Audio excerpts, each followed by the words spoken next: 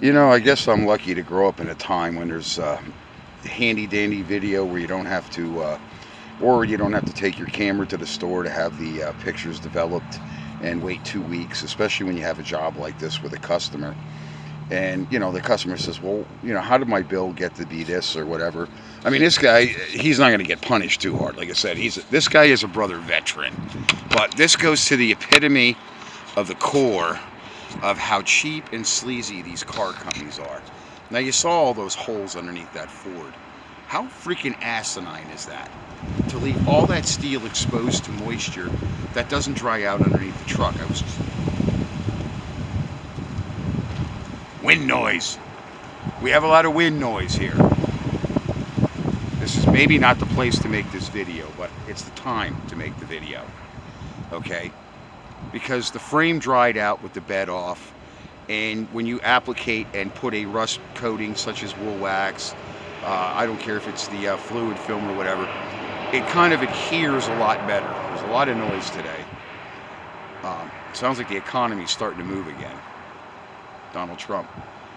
But anyway, I ordered another set of those fuel tank straps because the other set, the Ford set, I went over to the dealer and I ordered in a set of fuel tank straps. You see, I had to weld that.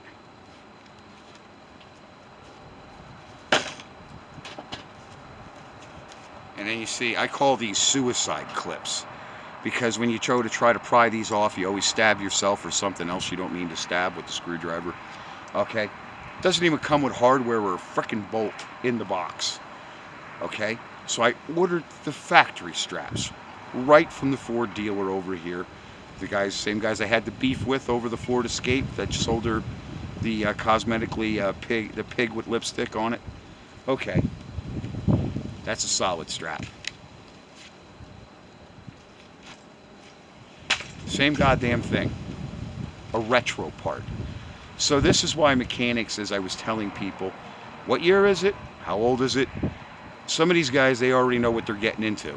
They got basically skewered by one, you're going to get skewered by another. So this is the asinine stuff that these car dealers, these car companies do. Not to mention, let me pick this up. Hold on, under the wind noise.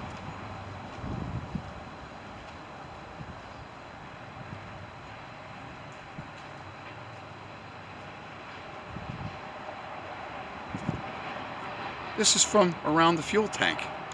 Ford just leaves their trash and their stickers on the frame to rot the frame out. They put paper on the frame, paper stickers. So some retard knows where the part goes. Okay, not that they don't have robots that are smarter than they are. They just break down more often than they do. So the human element has been taken out of this. It's been taken over basically by these car companies going to cheap retro parts. Whatever benefits them to make a faster dollar and a bigger dollar. Why couldn't I just buy a fuel tank strap that fits? Why do I got to take all this time out? And now I want to put something on there because I got bare steel, so I got to wait for that to dry. Other than that, and then I get my pitties in it. If and then people are like, why don't I have my car back?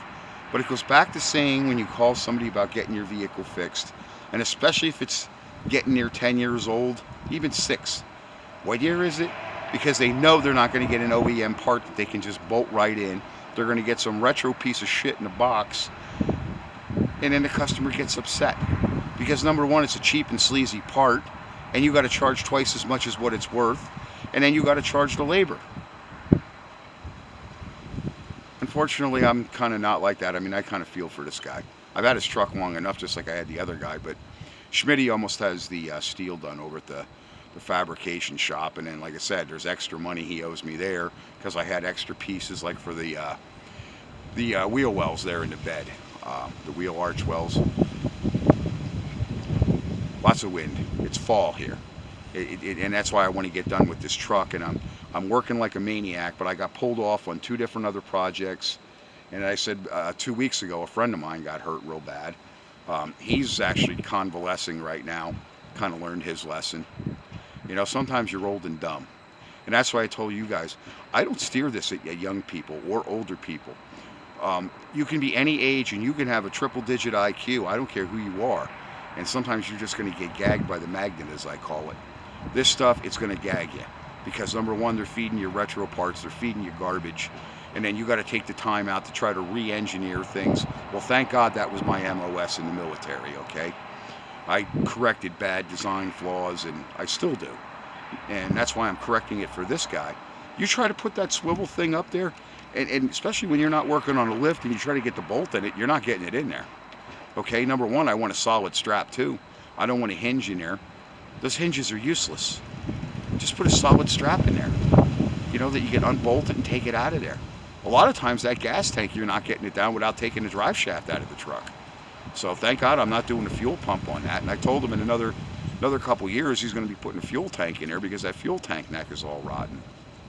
So, have you driven a Ford lately? I never had an oil stain in my driveway till I owned a Ford. In the comment section below, let me know your thoughts, because some of you guys, you actually make my morning to know I'm not the only guy to suffer. It's nice to know that we suffer together. Thanks, guys.